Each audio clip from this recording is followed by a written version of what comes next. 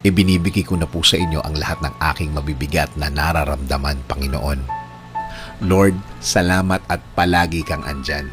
Ang lahat ng kabigatan ng araw ko ngayon, isinusuko ko na po ang lahat sa inyo. Kayo na po ang bahalang pag-aani ng aking araw ngayon, Lord.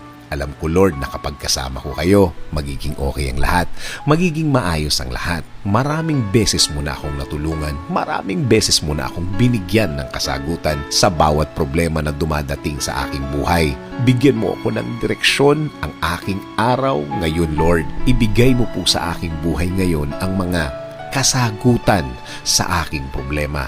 Ilagay mo po sa aking buhay ang mga tamang tao na magdadala sa akin sa tamang sitwasyon. Ibigay mo sa akin ang mga tamang oportunidad. Ibigay mo sa akin ang mga bagay na sasagot at magbibigay solusyon sa aking araw.